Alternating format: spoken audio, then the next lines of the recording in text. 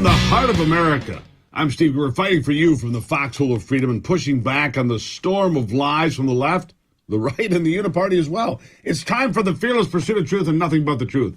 That's what we're here to do, so help me God. This is the Steve Gruber Show. Here are three big things you need to know to start this hour. Number one, another Democrat abandoning the party and joining the Republicans. Misha Maynor, a mom and a black mom at that, sick and tired of getting attacked for supporting schools of choice and a chance for her kids. Number two, President Zelensky of Ukraine is mad as hell at Joe Biden for dismissing the idea of his country joining NATO, and it makes me think he knows where the bodies are buried. Look out, Hunter. And number three, it's time for a reality check around here. We need to do that on a whole host of issues because far too many people are trying to feed you their narrative and want you to believe what it is they're selling. And furthermore, they're trying to convince you every single day that of the 8 billion people on the planet, they are the only ones that have it all figured out. Let's be honest. The only person that has it all figured out quite clearly is me. Okay, I'm not being serious, of course, but I am serious about digging through lots of comments and stories to try to pull out what is most likely true and expose those that are not being honest or have ulterior motives or are flat out getting paid.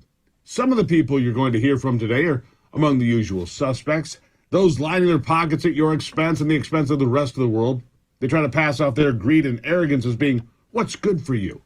But you know damned well that is not the case. It's not good for you. Other voices I'll share are just in it for the power, the fame, the glory, and more than anything, the credit for whatever it is they want the credit for.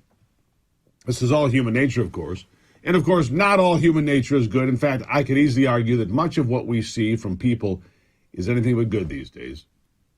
Now, we began this week by exposing the dishonest media outlets like Rolling Stone, The Washington Post, CNN, among others, for blatantly dishonest reporting about the new anti-human trafficking film, Sound of Freedom.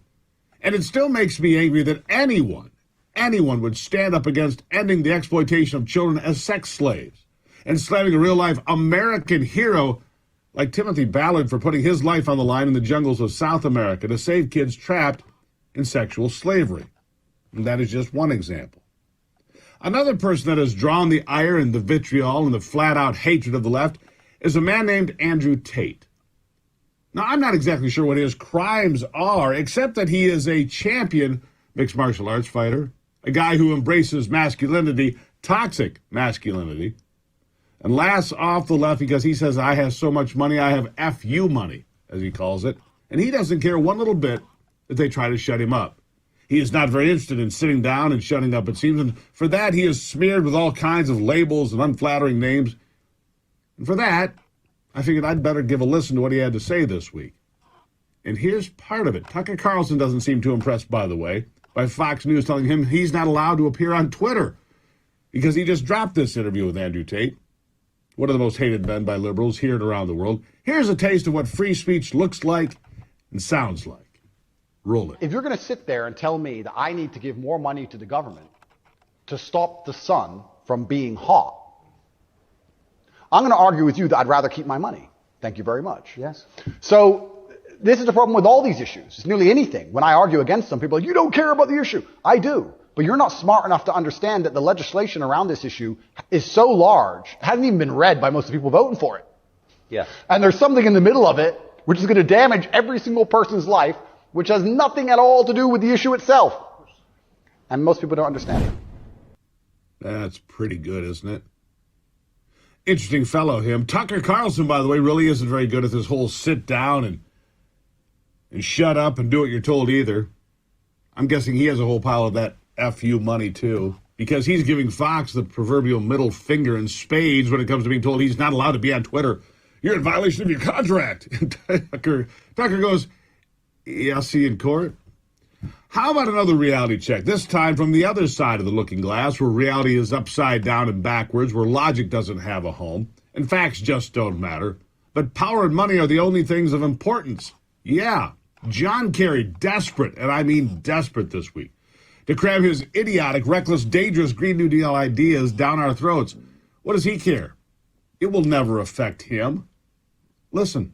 It comes from one thing. This is not complicated. It is the way we have chosen to propel our vehicles, heat our homes, light our factories and businesses. It's the provision of power, burning fossil fuel without capturing the emissions. We have two choices. You either capture the emissions or you don't create them in the first place. And that's the challenge that we face now. Oh, no. We have choice number 3. Ignore self-serving elites like you, Lurch. Don't care. And speaking of reality, it seems the reality in Washington should be easy enough to figure out. Just ask the right people the right questions. They can let you know what's going on and why. Well, here's a reality check for you when it comes to transparency in government, okay? Where is the cocaine investigation? Let's start there.